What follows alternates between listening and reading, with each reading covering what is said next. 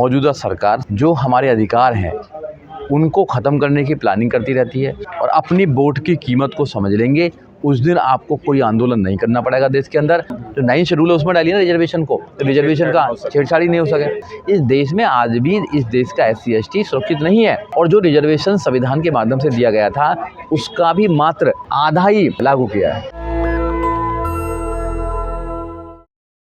भारत बंद की अगर बात करी जाए तो 21 अगस्त को पूरे देश में बहुजन समाज पार्टी के नौजवान, बहुजन समाज पार्टी के कार्यकर्ता बहन कुमारी मायावती जी ने आदेश दिया था कि आप संविधान के दायरे में रहकर भारत बंद कीजिए, अपनी एक प्रतिक्रिया को आप रखिए, मेमोरेंडम दीजिए जो राष्ट्रपति को जाएगा। तो पूरे देश के अंदर हर ज़िले में, हर राज्य में बहन कुमारी मायावती के आदेश को फॉलो किया गया था और अपनी बात को अच्छी तरह रखा गया और पूरे देश में उसका असर भी देखने को मिला। देखिए, आंदोलन करने का तरीका बहुजन समाज पार्टी का बिल्कुल डिफरेंट है। हम शांतिपूर्वक आंदोलन करते हैं, हम संविधान के मानने वाले लोग हैं, संविधान को इस देश में लागू करने वाले लोग हैं। हम चाहते हैं कि जो आइडिया ऑफ इंडिया है बाबा साहब डॉक्टर अम्बेडकर उस देश में स्थापित होना चाहिए, जो संविधान में अधिकार हैं वो मिलने चाहिए।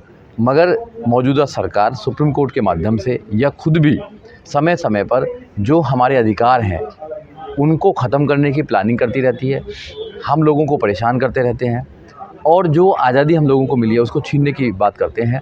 तो इसलिए सारे जितने भी लोग थे वो जागरूक हो गए हैं। अब जो भी ये प्लानिंग करते हैं, समय समय पर प्लानिंग करते रहते हैं, इनकी प्लानिंग को ख़त्म करने के लिए अब नौजवान इकट्ठा हो रहा है। और माननीय काशीराम साहब का एक नारा है कि वोट हमारा, राज तुम्हारा, नहीं चलेगा नहीं चलेगा। उस नारे को स्थापित करने के लिए लोग तैयार हो रहे हैं। जिस दिन लोग जागरूक हो जाएंगे और अपनी वोट की कीमत को समझ लेंगे उस दिन आपको कोई आंदोलन नहीं करना पड़ेगा। देश के अंदर आपके अधिकार, आपका संविधान सुरक्षित रहेगा हाथों में जो बाबा साहब डॉक्टर अम्बेडकर को मानने वाले लोग हैं। जब भी आपकी सरकार उत्तर प्रदेश में आई है या देश के किसी अन्य राज्य में भी आप साझे में सरकार बनाने का काम किया है तो वहाँ आपके अधिकारों को किसी को छेड़ने की भी हिम्मत नहीं होती है।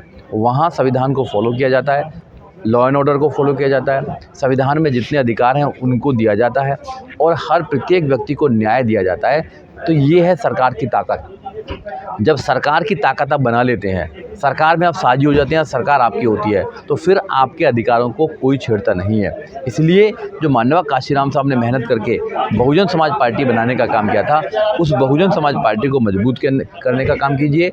बहुजन समाज पार्टी की नेता बहन कुमारी मायावती जी के हाथों को मजबूत कीजिए, कंधों को मजबूत कीजिए, उनको सत्ता में लेकर आइए, जब भी आपकी समस्या का सॉल्यूशन हो सकता है। अदरवाइज तो ये लोग संविधान के, सुप्रीम कोर्ट के माध्यम से, सरकारों के माध्यम से, पुलिस के माध्यम से आप पर शोषण करते रहे। लेकिन सर, जब सुप्रीम कोर्ट का फैसला आया तो सरकार ने उस पर अपना स्टैंड क्लियर किया कि ये कभी लागू नहीं होगा, ये जो वर्गीकरण है। उसके बावजूद भारत बंद रहा तो वो कहे ये सब दिखावा है इन लोगों। देखिए, जब सुप्रीम कोर्ट में आर्गूमेंट हो रहे थे तो सरकार के वकीलों ने क्यों नहीं इसका विरोध किया? जब लागू हो रहा था तो सरकार को इसमें संज्ञान लेना चाहिए था। अच्छे वकीलों को अपीयर करके जो उनके एडवोकेट्स हैं उनको इसका विरोध करना चाहिए था। जब तो विरोध नहीं किया। जब इस देश के मूल निवासी, इस देश के संविधानवादी लोग, इस देश के बहुजन लोग इस फैसले का विरोध कर रहे हैं तो सरकार दिखावा करने का काम कर रही है। और मोदी जी कहते हैं कि हम क्रीमी लेयर को लागू नहीं करेंगे। अगर तुम क्रीमी लेयर को लागू नहीं करने, सब क्लासिफिकेशन नहीं करना चाहते हैं तो फिर आप ऑर्डिनेंस लेकर आइए, क्यों नहीं लेके आना चाहते हैं? और मेरा कहना तो यह है कि इसको 9वीं सूची में डालने का काम कीजिए। जो नई शेड्यूल है उसमें डालिए ना रिजर्वेशन को, तो रिजर्वेशन का छेड़छाड़ी नहीं हो सके। हर बार जो भी सरकार आती है, चाहे कांग्रेस हो चाहे BJP हो, वो हमारे अधिकारों को मारना चाहती हैं।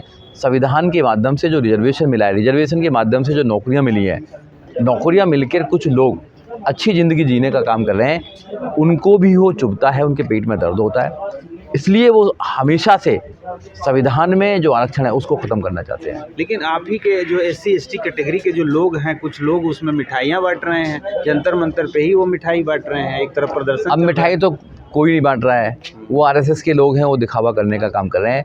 इस देश में जो SC ST हैं उनकी इतनी हालत ख़राब है।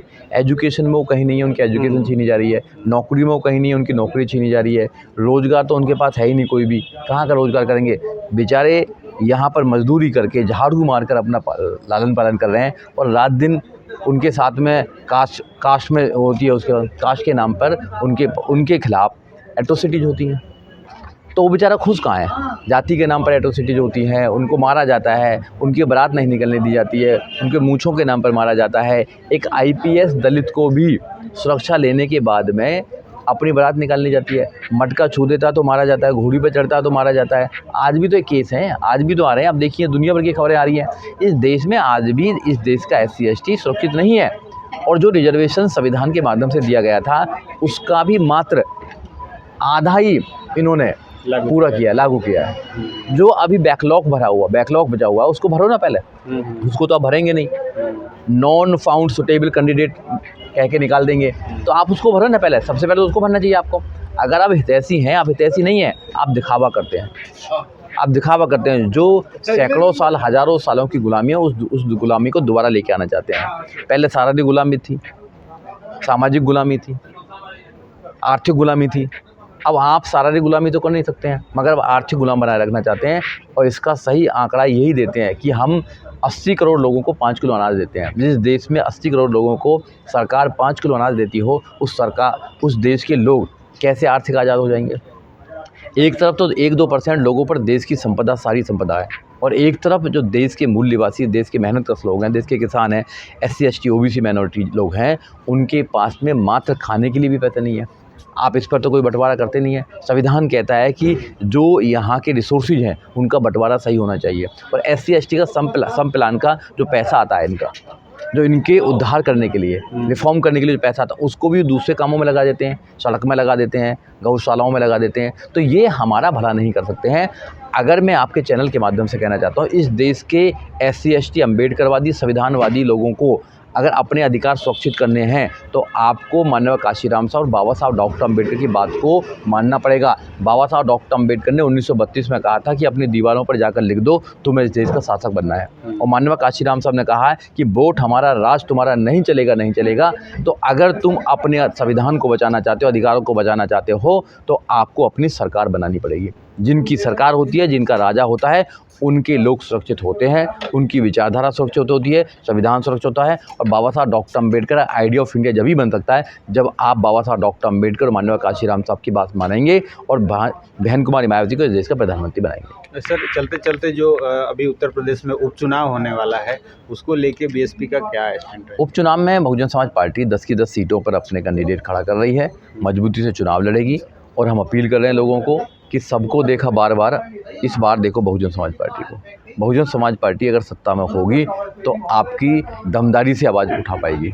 किसी भी नेता ने, एक भी नेता ने, जो PDA की बात करते हैं, जो लाल संविधान लेकर घूम रहे थे, संविधान की बात कर रहे थे, एक भी नेता ने 21 तारीख को कोई अपना स्टेटमेंट नहीं दिया, ना वो समर्थन में आए। उनको कोई लेना देना नहीं है SC/ST से।